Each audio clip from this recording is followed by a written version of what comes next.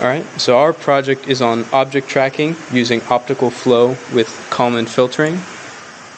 So object tracking is the following of the position of an object through frames of a video. And one technique for object tracking utilizes optical flow, which calculates the velocity of each pixel or region of pixels between frames in a video. And this can be used to detect moving objects in a video by the relative motion of these groups of pixels compared to a stable background. But this, like other object tracking techniques, is computationally expensive to execute on every frame. So our task is to improve the computational efficiency of object tracking using optical flow by implementing a Kalman filter that predicts the future state or position of the tracked object across several frames so that we don't have to calculate optical flow for every single frame. So optical flow is basically looking at changes of intensity as a function of both position as well as in time. So a matrix can be formulated by taking the gradient or the derivative with respect to x, y, and z, as shown in this image, to form the optical flow equation. So in this implementation, we take localized regions. So you calculate these three derivatives, you formulate a matrix of localized regions, and then you can solve for a localized velocity. And what that can be used for is finding, using the pseudo inverse or an inverse. And from that, you can actually find, you can isolate you can isolate moving bodies in the image. And so those observations, or those points of interest that are being tracked, can then feed into the Kalman filter.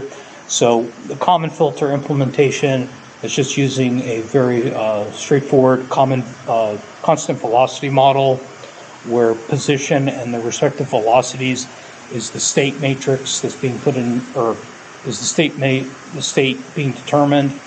And so the input into the measurement or the update is from the optical flow, calculating the position of the object of interest, or the moving object, which then updates the state.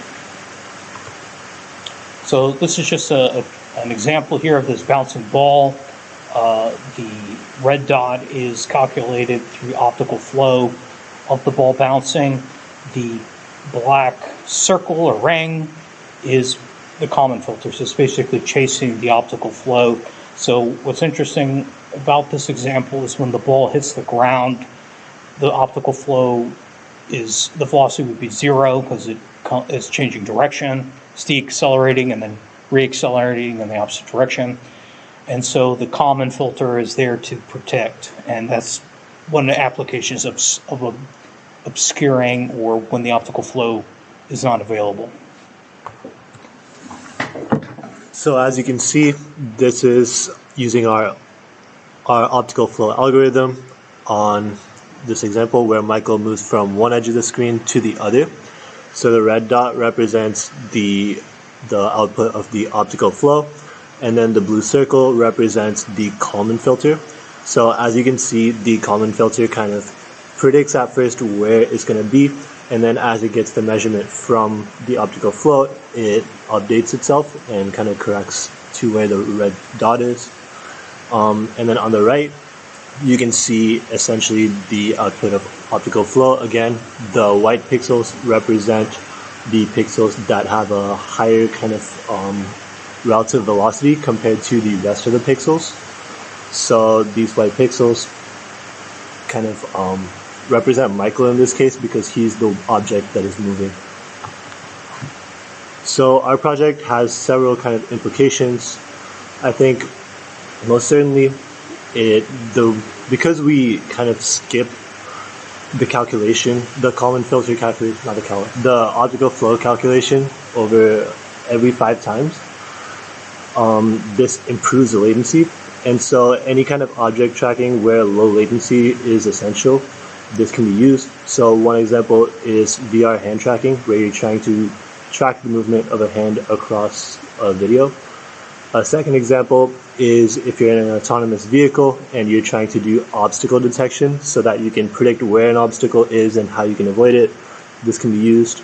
And lastly, as you can see from the image on the right, you can do this for multiple objects in one image just by kind of splitting it up and doing the calculation over different blocks of the image.